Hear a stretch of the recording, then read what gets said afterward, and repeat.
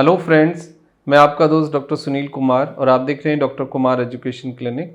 I am post doctorate in clinical medicine and the metabolic science and I am practising as a clinical physician. Last 2 decade से south Delhi Chhatarpur में मैं as a clinical physician practice कर रहा हूँ।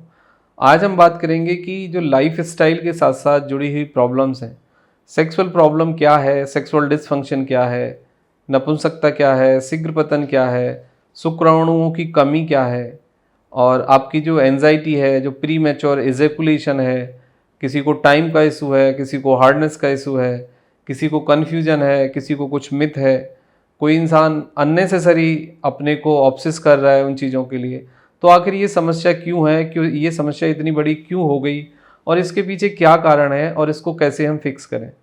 देखो, इस video को आप अच्छे से देखिए, समझिए, अपने फ्रेंड के साथ शेयर करिए, क्योंकि यदि आप ये सोच रहे हैं कि कोई दवाई लेके, वियाग्रा टाइप ऑफ मेडिसिन, या कोई भस्म लेके, या कोई पाउडर लेके, या कोई तेल लगा के, या कोई स्प्रे करके आप इस चीज़ को डील कर लेंगे, तो आप बिल्कुल गलत हैं। इससे आपको कुछ फ़ायदा नहीं होगा।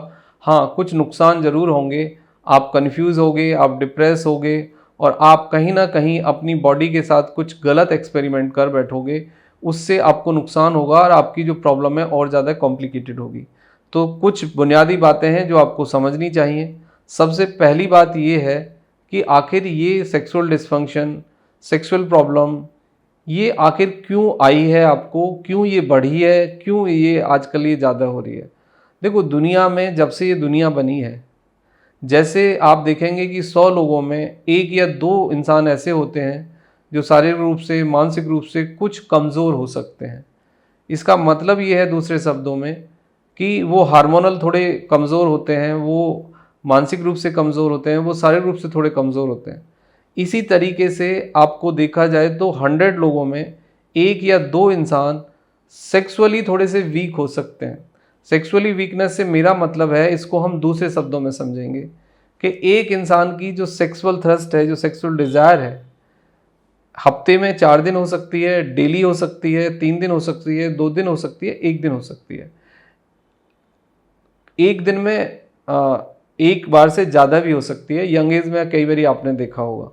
तो मेरा कहने का मतलब ये है कि जैसे इंसान की लंबाई चौड़ाई, मानसिक शक्ति, शारीरिक शक्ति अलग अलग होती है, वैसे ही आपकी जो सेक्सुअल थ्रस्ट है, जो आपकी सेक्सुअल एनर्जी है, जो आपकी सेक्सुअल पावर है, वो 2 लोगों की बिल्कुल डिफरेंट वेरी कर सकती है। बट इसका मतलब ये नहीं है कि जिस इंसान के पास सेक्सुअल एनर्जी कम है या जिसका कम टाइम है, वो इंसान बीमार हो गया, या वो नपुंसक हो गया, या फिर वो सेक्सुअली डिसफंक्शन हो गया, या फिर उसको इरेक्टाइल डिसफंक्शन हो गया, या प्रीमेच्योर एजिकुलेशन हो गया। अब मैं दूसरी बात पे आता हूँ। जैसे जैसे हमारा दिमागी स्वास्थ्य, हमारा शारीरिक स्वास्थ्य और हमारा पेट का स्वास्थ्य गड़बड़ होता है, वैसे वैसे ही हमें सेक्सुअल वीकनेस आती है। तो यदि सेक्सुअल एनर्जी आपको चाहिए, आपको यदि सेक्सुअली एक्टिव लाइफ जीनी है, सेक्सुअली आपको अच्छे से परफॉर्म करना है, तो बेसिक बुनियादी बातें आपको समझनी होंगी। आपको अपने मानसिक स्वास्थ्य को सुधारना होगा, आपको अपने शारीरिक स्वास्थ्य को सुधारना होगा, आपकी गट हेल्थ को आपको इम्प्रूव करना होगा, आपको अपनी स्लीप की क्वालिटी को इन्हांस करना होगा, आपको सही व्यायाम करना होगा, आपको सही खाना लेना होगा, अच्छा प्रोटीन लेना होगा, और आपको smoking, junk food, packed food, preservative वाला फूड, बहुत ज़्यादा नशे की जो आदत है वो कम करनी होगी, चीनी छोड़ना होगा, सफ़ेद नमक छोड़ना होगा। और आपको यदि आप किसी खाने को बहुत ज़्यादा सडेट हैं खाने के प्रति, तो वो आपको सब नॉर्मल करना होगा। जैसे जैसे आपका मानसिक, शारीरिक और पेट का स्वास्थ्य इम्प्रूव होगा, वैसे वैसे आपकी सेक्सुअल हेल्थ भी इम्प्रूव हो जाएगी। अब मैं दूसरी बात पे आता हूँ कि इरेक्टाइल डिसफंक्शन या प्री मैच्योर एजैकुलेशन का सोर्स क्या है, ये क्यों होता है और क्यों ये बढ़ रहा है। देखो, जनरली हम एक गलत तरीके से अपनी सेक्सुअल इंटीमेसी को स्टार्ट करते हैं। इसका मतलब ये है कि मैस्टरबेशन जब कोई भी इंसान स्टार्ट करता है, तो मैस्टरबेशन के टाइम पे एक इंसान को एक फियर होता है, एक डर होता है, एक गिल्ट होती है, क्योंकि मैं ये कोई गलत काम कर रहा हूँ। बल्कि वो कोई गलत काम होता नहीं है। मैस्टरबेशन एक बिल्कुल नॉर्मल सी प्रक्रिया है, लेकिन मैस्टरबेशन के अंदर जो लस्ट होता है वो हमें उसका आदी बना देता है, वो एक नशे के रूप में बदल जाता है। अब दूसरी बात ये आती है कि जब जो इंसान जिस तरीके से मैस्टरबेट करता है, वो सेक्स को भी उसी तरीके से इमेजिनेट करके उसी तरीके से परफॉर्म करना चाहता है। यानी कि हम मैस्टरबेशन में क्या करते हैं, हम पॉर्न देखते हैं और पॉर्न में हम ये देखते हैं कि एक फीमेल बहुत सुंदर है, बहुत अट्रैक्टिव है, उसके सेक्सुअल ऑर्गन्स बहुत ही चार्मिंग है। पहली बात तो ये है कि फीमेल जिस तरीके से पॉर्न में दिखती हैं, फीमेल उस तरह की होती ही नहीं है, क्योंकि पॉर्न में जो फीमेल आपको दिख रही है वो पेंट की हुई है, वो एक लाइट को फोकस करके उसके पिक्चर लिए गए हैं, उसको सुंदर बनाया गया है मेकअप से, और नेचुरल जो उसकी स्किन है, जो उसका टेक्सचर है, ये जो नेचुरल एक फीमेल के जेनिटल ऑर्गन्स होते हैं या ब्रेस्ट होते हैं या लिप्स होते हैं, वो बिल्कुल भी वैसे होते ही नहीं है।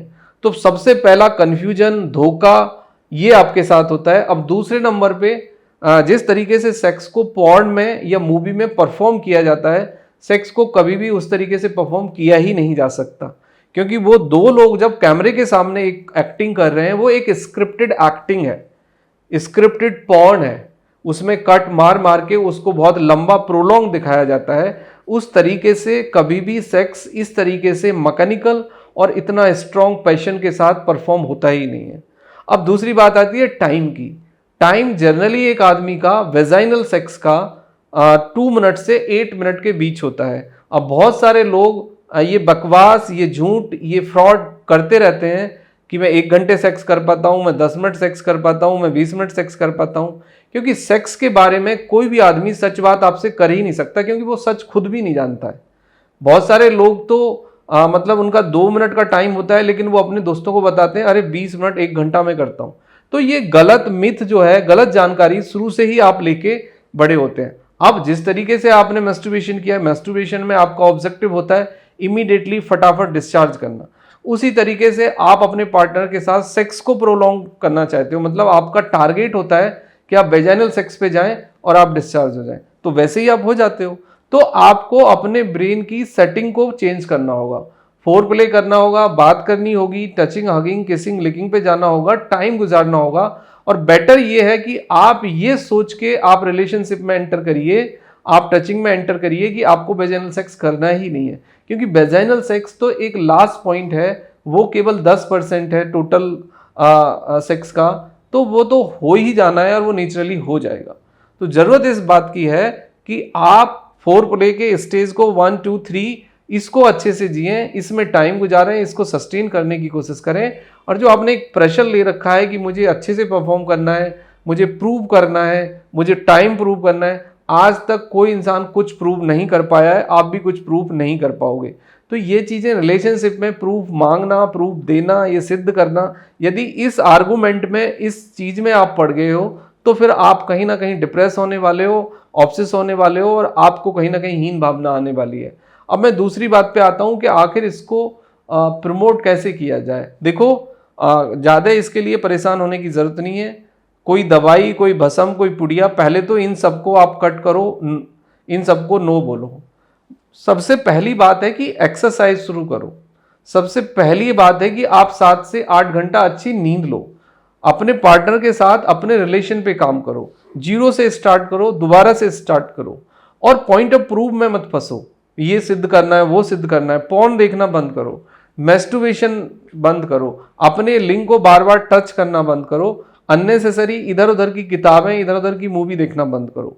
हाँ, ये जो है एक जीवन का हिस्सा है, इसको जीवन का एक हिस्सा ही मानिए, एक पार्ट मानिए। ऐसा कुछ नहीं है कि आप कम मर्द हो गए अब या ज़्यादा मर्द हो गए, या टाइम कम या ज़्यादा होने से। ये बिल्कुल बेकार की फिजूल बातें हैं, इनसे आप अपने को निकालिए। बहुत सारे लोग ऑब्सेस हो गए हैं, वो इसलिए दवाई खा लेते हैं कि टाइम ज़्यादा चाहिए, इसलिए दवाई खा लेते हैं कि अच्छे से करना है, इसलिए दवाई खा लेते हैं कि कुछ प्रूव करना है, इसलिए दवाई खा लेते हैं कि कुछ ट्रायल मार रहे हो। भाई, ये व्याग्रा टाइप ऑफ मेडिसिन्स ये नॉर्मल सेफ मेडिसिन नहीं है, इनके बहुत डेंजरस साइड इफेक्ट होते हैं। ये एक सेडेटिव्स हैं, इसके अपने साइड इफेक्ट हैं, और इसके साइड इफेक्ट इस तरह के होते हैं कि आप इनको बाद में मैनेज नहीं कर पाओगे। और यदि आपने कोई सेक्स की पिल, व्याग्रा टाइप ऑफ मेडिसिन कुछ टाइम तक ले ली, तो कुछ समय के बाद ना तो वो दवाई काम करेगी, ना ही फिर आप नेचुरली नॉर्मल सेक्स कर पाओगे। आपका इरेक्शन कम हो जाएगा, आपका टाइम कम हो जाएगा, और आप एक डिप्रेशन में, एक ट्रैप में फंस जाओगे। और वो डॉक्टर जो आपको ये दवाई लिख रहे हैं, जो पुड़िया दे रहे हैं, भस्म दे रहे हैं, उनके पास फिर आप जीवन भर चक्कर लगाओगे। तो इन सब से बाहर निकलिए, ये वीडियो देखिए, समझिए, और आप अपनी इस प्रॉब्लम को नॉर्मली डील करने की कोशिश करिए। Thank you very much and take care yourself.